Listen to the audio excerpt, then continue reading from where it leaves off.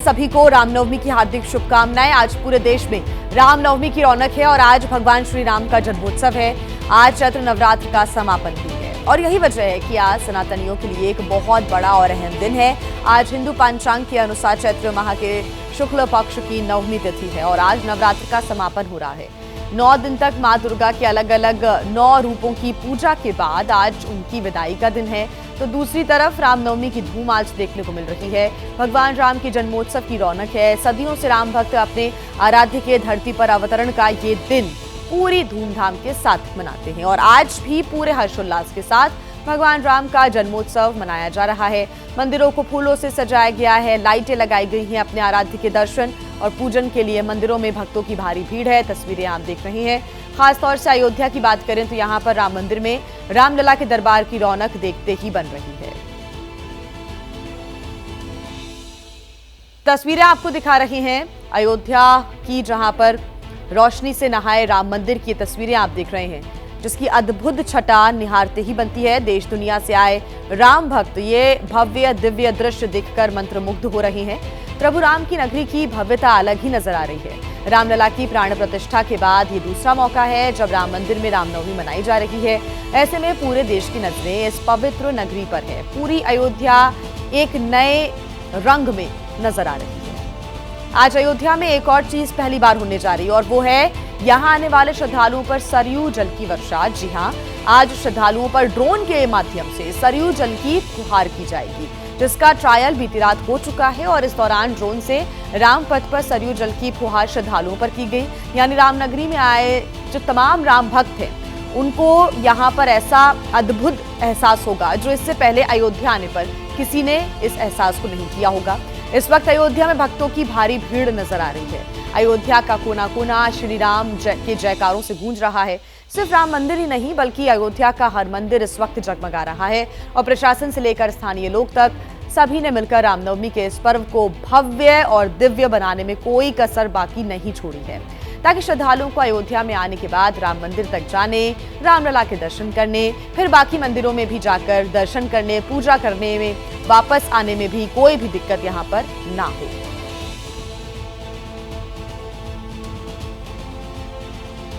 और एक बड़ी खबर आपको बता दें, अयोध्या में रामनवमी पर भक्तों की भारी भीड़ देखने को मिल रही है। तस्वीरें आ रही है सामने और रामनवमी पर अयोध्या में भव्य आयोजन सुबह 9:30 बजे से राम जन्मोत्सव जो कार्यक्रम है वो शुरू हो जाएगा। दोपहर 12 बजे रामलला का सूर्य तिलक होगा। सूर्य तिलक की तस्वीरें आपने प्राण प्रतिष्ठा के दौरान भी देखी होंगी। अद्भुत तस्वीरें सामने आई थी और इसका ट्रायल एक बार फिर से हुआ।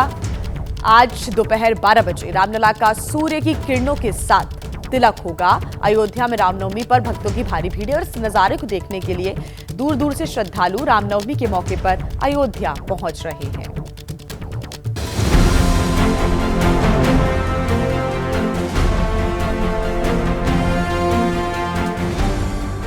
अयोध्या सज धज कर तैयार है। बस दोपहर के 12 बजने का इंतजार है, जब पिछले साल की तरह इस बार भी रामलला का सूर्य तिलक होगा।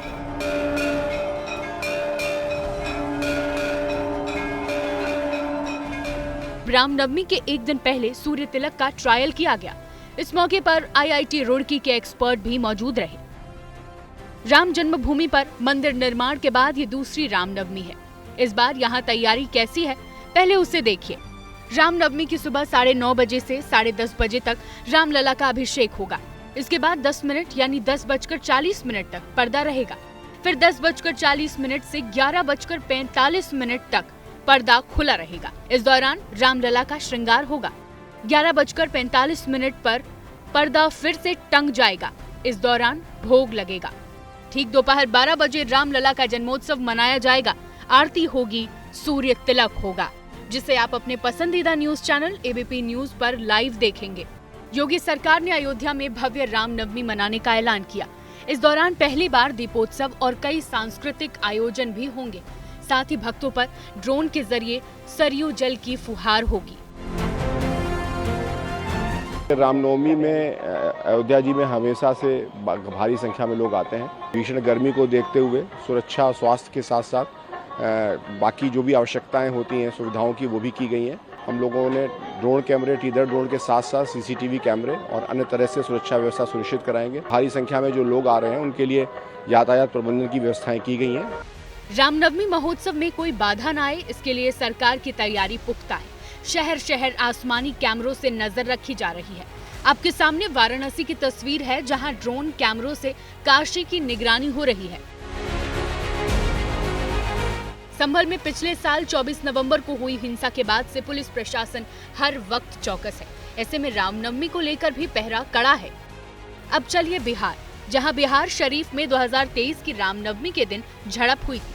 इसके बाद पिछले साल जिला प्रशासन की सख्ती के चलते शोभा यात्रा नहीं निकाली गई, लेकिन अब की बार बीजेपी विधायक डॉक्टर सुनील मंत्री बन चुके हैं। ऐसे में उन्होंने भव्य जुलूस का ऐलान किया है। बिहार शरीफ में परंपरागत रामनवमी शोभा यात्रा निकाली जाती है और इस बार नए उत्साह और उमंग के साथ हिंदू धर्म के मानने वाले लोगों ने शोभा यात्रा निकालने का प्रस्ताव दिया है। कोई गड़बड़ी ना हो, इसके लिए पुलिस प्रशासन पहले से अलर्ट है। रामनवमी पर कोई अनहोनी ना हो, इसके लिए बिहार पुलिस हाई अलर्ट पर। डीजीपी ने सभी जिलों के एसपी के साथ वीडियो कॉन्फ्रेंस से बैठक की। पूरे राज्य में डीजे पर प्रतिबंध लगा दिया है। आपके सामने रांची, भोपाल, नागपुर और संभाजी नगर की तस्वीरें हैं, जहां रामनवमी को लेकर पुलिस हाई अलर्ट है। खासकर महाराष्ट्र के नागपुर और संभाजी नगर में सुरक्षा के विशेष इंतजाम किए गए हैं, जहां हालिया दिनों में औरंगजेब के नाम पर तनाव के हालात रहे हैं। आलम ये कि उत्तर से दक्षिण और पूरब से पश्चिम देश के हर हिस्से में रामनवमी की तैयारियां जबरदस्त हैं। ऐसे में देश भर की पुलिस भी हर वक्त सतर्क है, ताकि मर्यादा पुरुषोत्तम के जन्मोत्सव में कोई बाधा पैदा ना हो, माहौल खराब ना हो। अलग अलग शहरों की, अलग अलग इलाकों की तस्वीरें आपको हम लगातार दिखा रहे हैं। अयोध्या की तस्वीरें फिर से दिखाते हैं। यहाँ पर किस प्रकार से जो सुरक्षा को लेकर इंतजाम है वो किए गए हैं। कैमरे लगातार यहाँ पर लगाए गए हैं ताकि हर एक गतिविधि पर नजर रखी जा सके। ड्रोन से निगरानी की जा रही है और चप्पे चप्पे पर पुलिस फोर्स तैनात की गई है। आपको बता दें कि बड़ी संख्या में अयोध्या पहुंच रहे हैं श्रद्धालु। रामनवमी का क्योंकि मौका है, ऐसे में रामलला के दर्शन करना चाहते हैं। सुबह 9:30 बजे से ही जो पूरा कार्यक्रम है उसकी शुरुआत हो जाएगी और 12 बजे दोपहर का वो वक्त होगा जब सूर्य तिलक होगा। तो सिक्योरिटी को लेकर क्या इंतजाम है वो आपके सामने। और आइए अब आपको उत्तर प्रदेश के संभल की तस्वीरें हम दिखाते हैं। संवेदनशील इलाकों में यहाँ पर पुलिस की पैनी नजर है। आरएएफ के जवान तैनात यहाँ पर किए गए हैं और क्योंकि संभल संवेदनशील इलाका है, पिछले कुछ दिनों की बात करें तो कई संवेदनशील मुद्दे गरमाते हुए नजर आए यहाँ पर। ऐसे में पुलिस की पैनी नजर और प्रशासन का खास फोकस संभल में भी है। और यहाँ पर जब रामनवमी का जुलूस निकलेगा तो ऐसे में पुलिस प्रशासन की तरफ से तमाम इलाकों में फ्लैग मार्च भी इसके पहले किया गया। जिन रूट से जुलूस निकाला जाएगा उन रूट पर कैसे आरएएफ के जवान भी फ्लैग मार्च करते हुए, रूट मार्च करते हुए नजर आए। और सभी से अपील भी ये की जा रही है कि सभी शांति व्यवस्था बनाए रखें। आज राम जन्मोत्सव है, ऐसे में अलग अलग इलाकों में आज जुलूस निकाला जाएगा। उसको लेकर पुलिस की पैनी नजर है हर एक इलाके पे। ये तस्वीरें आप देख रहे हैं संभल की। संभल वही इलाका जहां पर कई मुद्दे गरमाते हुए नजर आए, कई अप्रिय घटनाएं भी घटी, लेकिन आज जो फ्लैग मार्च है वो भी किया गया। रात को भी पुलिस की पैनी नजर थी, ड्रोन के माध्यम से नजर रखी जा रही है। अलग अलग राज्यों के ये शहरों की ये तस्वीरें आपके सामने। झारखंड की राजधानी रांची, गुजरात का सूरत, तो वहीं मध्य प्रदेश की राजधानी भोपाल की तस्वीरें। तमाम इलाकों में पुलिस फोर्स की तैनाती है। लोगों से अपील की जा रही है कि वो शांति व्यवस्था बनाए रखें और शांति के साथ ही जुलूस निकालें। कई स्थानों पर डीजे पर भी बैन लगा दिया गया है और लोगों से अपील की जा रही है कि जुलूस भी आप शांतिपूर्ण तरीके से ही निकालें। और कैसे सूरत में भी बड़ी संख्या में पुलिस फोर्स की सुबह से ही तैनाती हो गई है आपके साथ। तो देखिए, रामनवमी पर सुरक्षा को लेकर सबसे ज्यादा चर्चा बंगाल की हो रही है, क्योंकि यहाँ की रामनवमी पर आस्था से ज्यादा सियासत का रंग चढ़ा हुआ है। रामनवमी जुलूस को लेकर बीजेपी और टीएमसी आमने सामने है। बीजेपी की तरफ से भक्ति के इस आयोजन में सियासी शक्ति दिखाने की कोशिश की जा रही है, तो टीएमसी सरकार को तनाव इस बात का भी है कि उत्सव की आड़ में असामाजिक तत्व बंगाल का माहौल खराब न कर दें।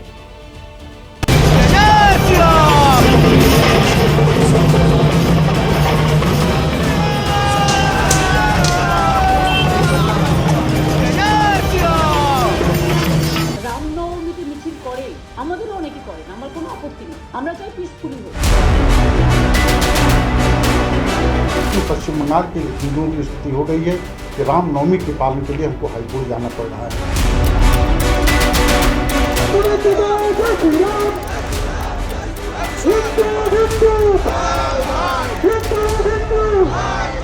जगह जगह इस तरीके के पोस्टर होर्डिंग्स लगाए गए हैं, बड़े बड़े द्वार बनाए गए हैं और पूरी सड़कों पे भगवा झंडे लगे हुए हैं। बंगाल में एक बार फिर अमन और भाईचारे की परीक्षा है। बीते कुछ सालों से बंगाल हर बार रामनवमी के मौके पर इस परीक्षा से गुजर रहा है। यहाँ राम भक्तों से ज्यादा राजनीतिक दलों को रामनवमी का इंतजार रहता है, क्योंकि एक तरफ ये मौका भगवान के प्रति आस्था दिखाने का होता है, तो दूसरी तरफ सियासी दल इस मौके को अपनी राजनीतिक सिद्धि के लिए भुनाने की कोशिश करते हैं। बंगाल के हावड़ा पर रामनवमी का रंग चढ़ने लगा है। शोभा यात्रा या जुलूस को लेकर सारे इंतजाम पक्के हो गए हैं। झंडे, बैनर तैयार कर लिए गए हैं।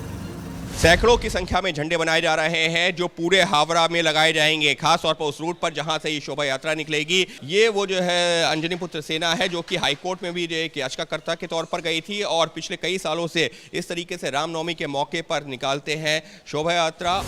हावड़ा में रामनवमी के जुलूस को पहले सरकार की तरफ से इजाजत नहीं मिली थी। इसके बाद हिंदू संगठनों ने कलकत्ता हाईकोर्ट का रुख किया। हाईकोर्ट ने शर्तों के साथ जुलूस निकालने की मंजूरी दी। हावड़ा में तय रूट पर ही रामनवमी यात्रा निकाली जाएगी। यात्रा नरसिंह भगवान मंदिर से शुरू होकर जीटी रोड से होते हुए हावड़ा मैदान में खत्म होगी।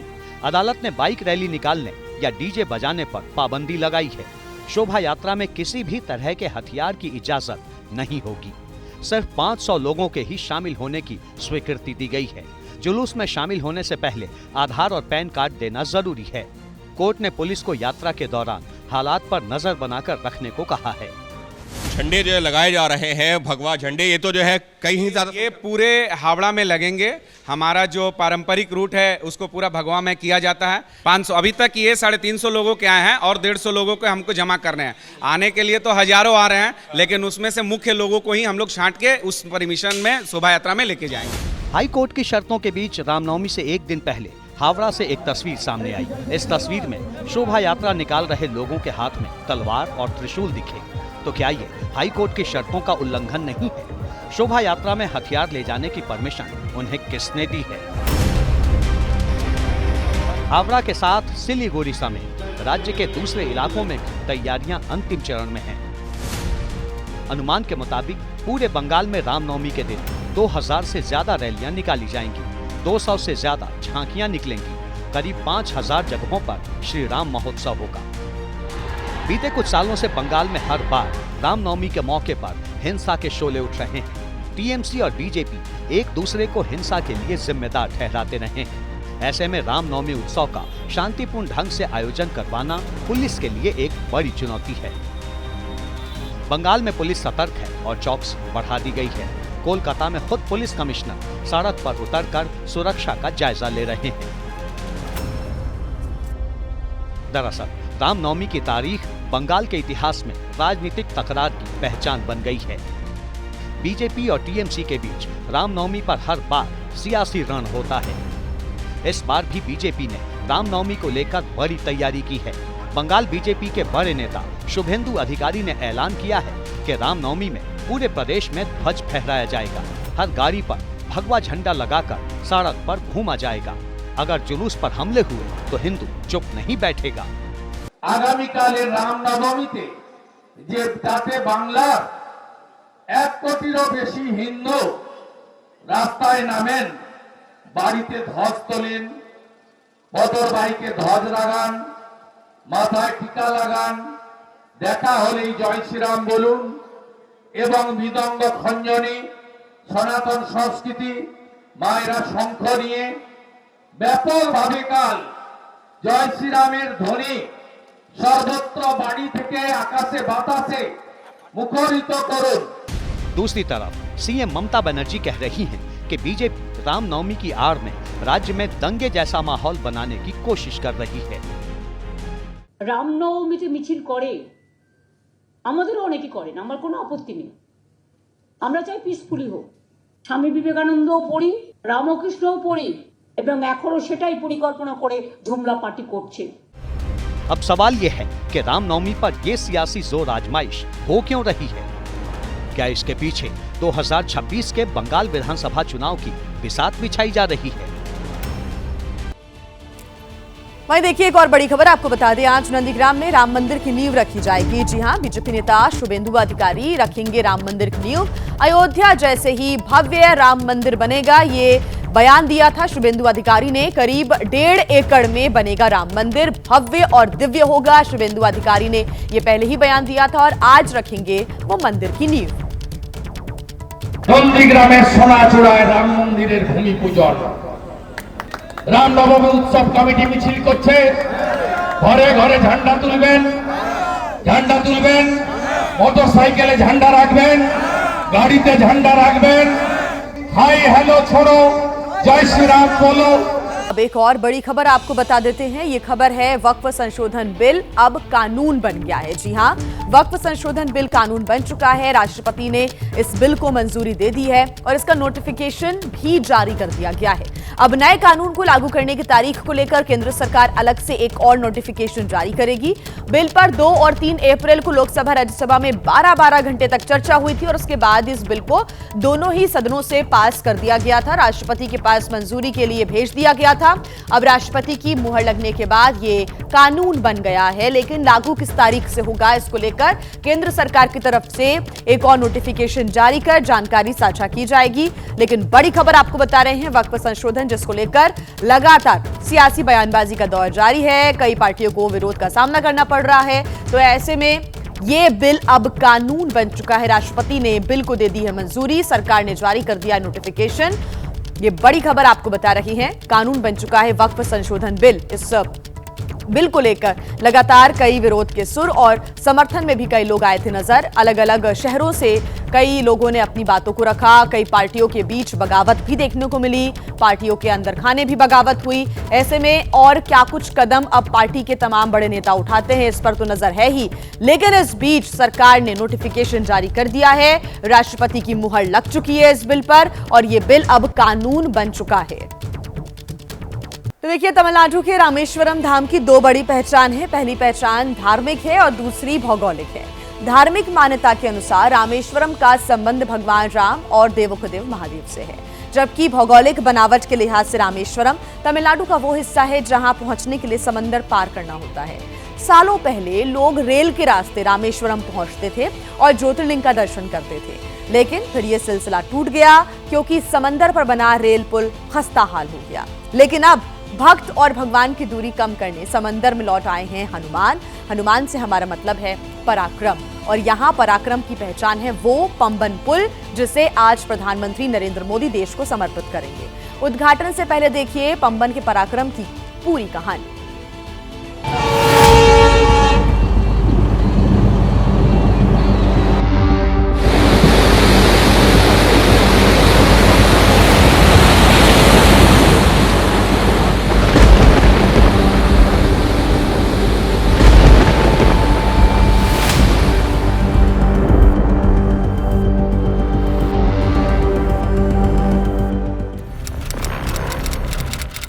दिसंबर 1964, धनुषकोडी, तमिलनाडु।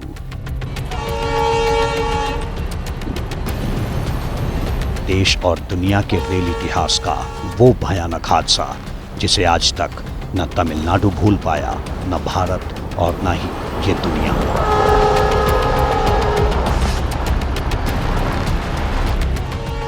आज से ठीक 60 साल पहले तमिलनाडु के पंबन रेलवे स्टेशन से एक पैसेंजर ट्रेन करीब 100 से ज्यादा यात्रियों को लेकर धनुषकोडी के लिए रवाना हुई थी।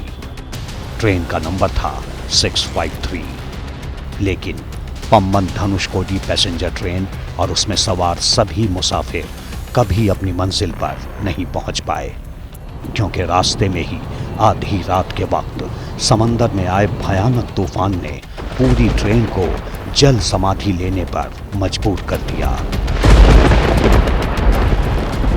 गैर सरकारी आंकड़ों के मुताबिक उस ट्रेन हादसे में करीब 200 से भी ज्यादा लोग समंदर की लहरों में समा गए थे। करीब 300 किलोमीटर की रफ्तार वाले उस मनहूस तूफान ने धनुषकोडी स्टेशन का तो नामो निशान मिटा दिया था।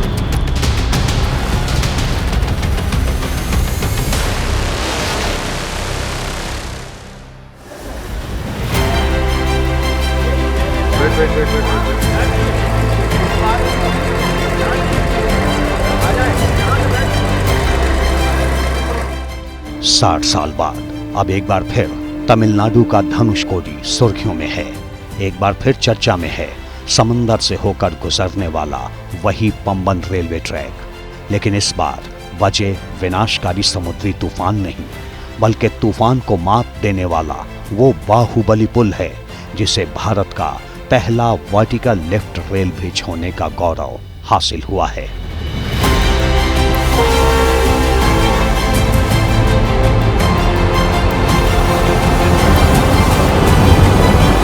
ये देखिए, इस वक्त हम लोग पंबन ब्रिज पर मौजूद हैं। भारत का पहला वर्टिकली ऊपर उठने वाला ये ब्रिज है। ये आप देख लीजिए कि पहला वर्टिकल ब्रिज किस तरह से ये ऊपर उठ रहा है। यहीं से ही जब बड़ी बड़ी शिप्स आएंगी, यहाँ से समुद्र को पार करेंगे, तो कुछ इस तरह से ये ब्रिज ऊपर उठेगा और उसके बाद वो पूरा रास्ता, वो पूरा गैप देगा।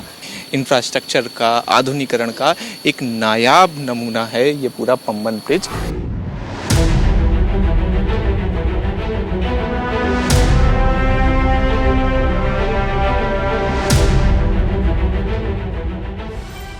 समंदर के सीने पर ट्रेन की ऐसी तूफानी रफ्तार इससे पहले यहाँ किसी ने नहीं देखी।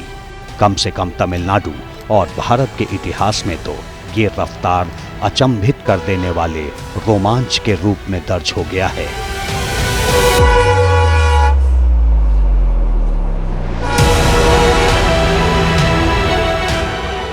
हम यहाँ इस ट्रेन की रफ्तार का जिक्र इसलिए कर रहे हैं क्योंकि पहले पंबन ब्रिज से गुजरते वक्त ट्रेन की रफ्तार सिर्फ 10 से 15 किलोमीटर प्रति घंटा हुआ करती थी, लेकिन अब पंबन ब्रिज पर ट्रेन की रफ्तार होगी 80 से 90 किलोमीटर प्रति घंटा।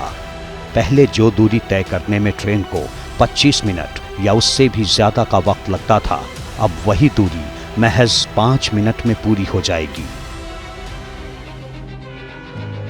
जरा सोचिए, 60 साल पहले जिस ब्रिज से छुक छुक करती ट्रेन का सफर भी खौफ के साए में बीतता था, अब उसी रूट पर तूफान की रफ्तार से दौड़ती ट्रेन भी समुद्री सफर के रोमांच का एहसास करवाएगी।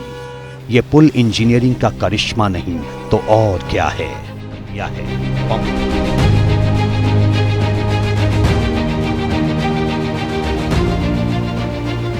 ये अपने आप में वर्टिकली उठने वाला भारत का पहला ब्रिज है ये पंबन ब्रिज, जिसे एक तरह से पहले तैयार किया गया। बहुत इसके ऊपर रिसर्च की गई, स्टडी की गई। ये तकरीबन 5-6 मीटर अभी ऊपर गया है। तो कुल इसकी जो पूरी क्षमता है, वो पूरी क्षमता इसकी 17 मीटर के आसपास है ऊपर जाने की। जी हाँ, लाखों टन वजनी ये पुल सिर्फ एक बटन दबाते ही कुछ ही मिनटों में ठीक वैसे ही ऊपर चला जाएगा जैसे कोई लिफ्ट, और फिर दोबारा बटन दबाते ही वापस अपनी जगह उसी फौलादी रेल ट्रैक से जुड़ जाएगा जिससे होकर गुजरेगी तूफानी रफ्तार वाली ये ट्रेन। इसे कहते हैं वर्टिकल लिफ्ट ब्रिज, यानी ऐसा पुल जिसे जरूरत पड़ने पर सीधे वर्टिकली ऊपर उठाया जा सके और काम खत्म होते ही वर्टिकली नीचे लाया जा सके। यानी ऊपर दौड़ेगी रेलगाड़ी और नीचे होगी जहाज की सवारी। ये ऐतिहासिक शाहकर आज रामनवमी के शुभ दिन दुनिया के सामने होगा। कुछ ही देर बाद प्रधानमंत्री नरेंद्र मोदी इसे हरी झंडी दिखाने वाले हैं और उसके बाद आप जब चाहें ट्रेन से सीधे रामेश्वरम धाम पहुंच सकते हैं और ज्योतिर्लिंग का दर्शन भी कर सकते हैं, क्योंकि रोजाना 15 ट्रेन पंबन पुल पर गुजरेंगी और वो भी पूरी रफ्तार के साथ। समंदर के ऊपर ट्रेन का ये सफर रोमांचक भी होगा और बेहद सुरक्षित भी होगा। इस दौरान किसी तरह की कोई चूक ना हो, कोई हादसा ना हो, इसकी फुल प्रूफ तैयारी भी है। कितना मजबूत है पंबन पुल की सुरक्षा व्यवस्था को लेकर क्या तैयारियां की गई हैं, आपको रिपोर्ट में दिखाते हैं। 26 मार्च 2024, बाल्टीमोर, अमेरिका। आधी रात का वक्त था। अमेरिका के बाल्टीमोर में डाली नाम का ये विशाल कार्गो शिप सैकड़ों टन खतरनाक केमिकल लेकर कोलंबो के लिए निकला था। लेकिन इस ब्रिज के नीचे से गुजरते वक्त वो रास्ता भटका और पुल के पिलर में टक्कर मार दी। इस टक्कर में अमेरिका का फ्रांसिस स्कॉट की ब्रिज धराशायी हो गया। ये दुनिया का तीसरा सबसे लंबा पुल था। इस पर 935 करोड़ रुपए खर्च हुए थे। खास बात यह कि फ्रांसिस स्कॉट की ब्रिज नदी से करीब 56 मीटर ऊपर बना था, फिर भी कार्गो शिप की टक्कर से नहीं बच पाया। ऐसे में समुद्र तल से करीब 22 मीटर की ऊंचाई पर बने पम्बन ब्रिज के सेफ रहने की क्या गारंटी है? ये आप देखिए सामने पुराना ब्रिज है। अब पुराने ब्रिज में समस्या क्या होती थी कि जो बड़ी शिप्स होती थी वो नहीं पार कर पाती थी, जिसकी वजह से बहुत लंबा रूट लेना पड़ता था। लेकिन यहाँ पे इस नए ब्रिज की अगर आप इस वक्त जो उठी हुई लंबाई आप देखेंगे, ये पुराने ब्रिज का जो टॉप लेवल है उसको भी इसने पार कर लिया है, ताकि जो बड़ी शिप्स हैं, कार्गो शिप्स हैं, वो निकल जाएं। इस वर्टिकल लिफ्ट ब्रिज को करीब से जानने समझने के लिए एबीपी न्यूज के रिपोर्टर शिवांग पम्बन पहुंचे। लेकिन पहले इस पुल की जरूरत और जियोग्राफी समझ लीजिए। तमिलनाडु के रामेश्वरम द्वीप में बना है नया पम्बन ब्रिज। मंडपम शहर को रामेश्वरम द्वीप से जोड़ने वाला यह ब्रिज है। 2.07 किलोमीटर लंबा देश का ये पहला वर्टिकल लिफ्ट ब्रिज है।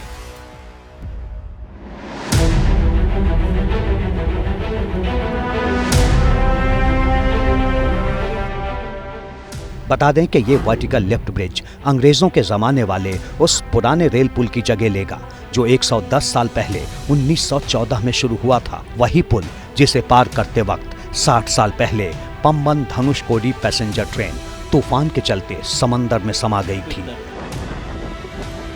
नवंबर 2019 में प्रधानमंत्री मोदी ने इसकी नींव रखी, जो अब बनकर तैयार हो चुका है। ऐसा माना जा रहा है कि उद्घाटन के बाद पम्बन का vertical lift rail bridge Germany के हैम्बर्ग वर्टिकल ब्रिज और ब्रिटेन के न्यूपोर्ट ब्रिज को टक्कर देगा। लेकिन ये भी सच है कि कुछ महीने पहले CSR यानी कमिश्नर ऑफ रेलवे सेफ्टी की रिपोर्ट में इस पुल की मजबूती को लेकर कुछ बेहद गंभीर सवाल उठाए गए थे।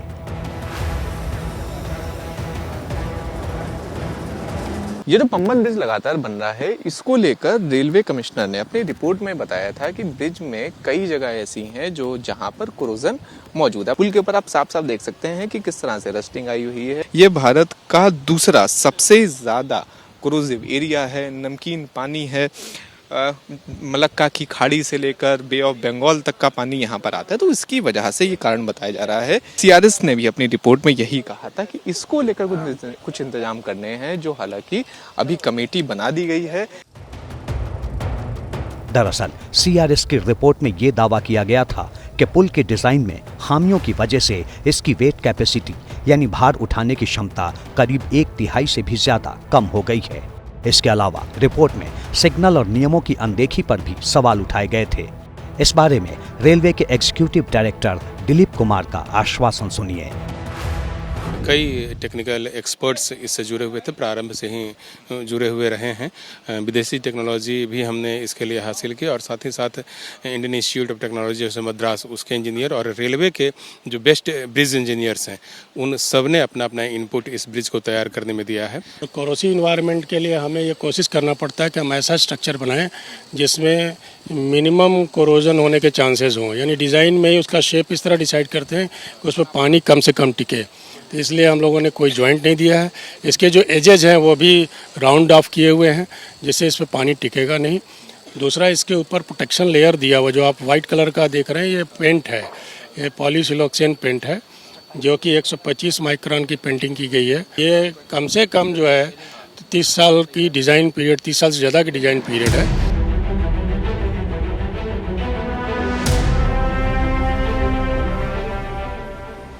सवाल सुरक्षा का है, इसलिए समझौते की कोई गुंजाइश नहीं। पुराने पम्बन पुल की खामियों को ध्यान में रखते हुए इस नए पुल में मजबूती के लिए कई खास बंदोबस्त किए गए हैं। मसलन पुराना पम्बन पुल एक कैंटिलीवर ब्रिज था, जबकि नया पुल वर्टिकल लिफ्टिंग ब्रिज है। पिछले ब्रिज का लिफ्टिंग सिस्टम मैनुअल था, जबकि नए ब्रिज का पूरा सिस्टम ऑटोमेटिक है। पुराने पम्बन ब्रिज को खुलने में 15 से 25 मिनट लगते थे, पर नया ब्रिज 4 से 5 मिनट में खुल जाएगा। पुराना पुल समुद्री हवा और जंग से कमजोर हो गया था, लेकिन स्टेनलेस स्टील से बना नया पुल जंग रोधी है। समुद्र तल से 41 फीट ऊंचे पुराने ब्रिज से सिर्फ छोटे जहाज ही गुजर सकते थे, लेकिन 72 फीट ऊंचे नए ब्रिज से बड़े जहाज भी आसानी से गुजर सकते हैं। पहले वाला ब्रिज समुद्री तूफान को झेलने में कमजोर था, लेकिन नया ब्रिज 100 किलोमीटर की रफ्तार वाले तूफान का भी सामना कर सकता है। ये स्ट्रक्चर सिर्फ रेलवे के ट्रांसपोर्टेशन के लिए नहीं बल्कि यहाँ शिप पास करने के लिए भी है। जो पुराना जो सर्जर स्पैन है वो दोनों लीफ अलग खुलती थी और उसके सेंटर में जो है वो स्पेस क्रिएट होता था जिसमें से शिप पास होती थी। बट ये जो और उसके जो जॉइंट थे वो कैंटिलीवर जॉइंट थे, जो कि वो बहुत सेफ नहीं होते हैं। यहाँ सारे जॉइंट पियर के ऊपर हैं और ये पूरा का पूरा स्पैन एक साथ एक बराबर उठता है। नए पंबन पुल की उम्र करीब 150 साल तक होने का दावा है, जो वक्त की कसौटी पर ही तय होगा। फिलहाल सबको इंतजार उस लम्हे का है जब देश के पहले वर्टिकल लिफ्ट ब्रिज पर समंदर में सबसे रोमांचकारी रेल यात्रा शुरू होगी।